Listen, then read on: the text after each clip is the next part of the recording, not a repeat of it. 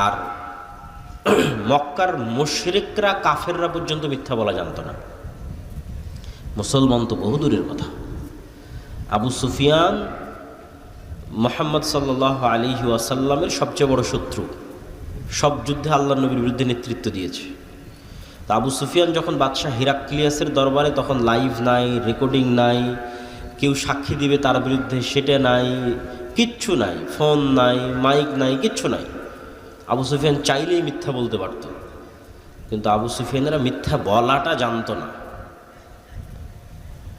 তো মিথ্যা না বললেই মানুষ নেতা হয়ে যায়, মানে সত্যিকার জন্মগত প্রকৃত নেতা মিথ্যা না বললে অটোমেটিক নেতা হয়ে যাবে, এবং ন্যায় পরায়ণ হলে অটোমেটিক নেতা হয়ে যাবে। এটা হচ্ছে বাই ডিফল্ট নেতা, অটোমেটিক নেতা যদি ন্যায় পরায়ণ হয়। এই নেতৃত্বের গুণ ছিল মুহাম্মদ সাল্লাল্লাহু আলাইহি ওয়াসাল্লামের মধ্যে, এই নেতৃত্বের গুণ ছিল নবীদের মধ্যে, এই নেতৃত্বের গুণ মুসলমানদের। কিন্তু যখন ইউরোপীয় উপনিবেশের মাধ্যমে শুধু ভারত, পাকিস্তান, বাংলাদেশ না, এই আফ্রিকাও পর্যন্ত যখন এদের পদানত হয়েছে, তো এদেরকে গোলাম বানিয়ে মিথ্যা বলা, দুর্নীতি করা এবং চুরি করানো শিখানো হয়েছে। কেননা আপনি যখন গোলামি করবেন তখন এটা ছাড়া রাস্তা থাকে না। সারাদিন না খেয়ে আছে 5 জন মানুষ, এখানে সারাদিন না খেয়ে আছে, আমি একটা রুটি নিক্ষেপ করে দিলাম, তো 5 জন ক্ষুধার্ত মানুষ এই রুটিটা নিয়ে কাড়াকাড়ি করবে না? এই রুটিটা পাওয়ার জন্য একজন আরেকজনকে হত্যা করবে না? এটাই হলো গোলামির মাধ্যমে এই ট্রেনিংটা হয়।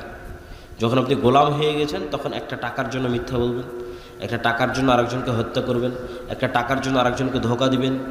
এই কালচারটা গোলামির মধ্যে তৈরি হয়। বানু ইসরাইলদের ইতিহাস পবিত্র কোরআনে এত বেশি কেন দেওয়া আছে? বানু ইসরাইলের ইতিহাস পবিত্র কোরআনে এই জন্য এত বেশি দেওয়া আছে যে বানু ইসরাইলরা এত বিশাল বিশাল নেয়ামত পাওয়ার পরেও কিভাবে মুনাফিকি করছিল, কিভাবে ধোঁকা দিচ্ছিল, কিভাবে 2 নম্বরই করছিল, সেগুলো তুলে ধরা আছে। তো এগুলো ওদের রক্তের মধ্যে মিশে গেছিল ফেরাউনের কয়েকশো বছর গোলামি করার কারণে। আর এই কারণেই মুসা আলাইহিস সালাতু ওয়াস সালামকে আল্লাহ ফেরাউনের বাড়িতে মানুষ করেছে।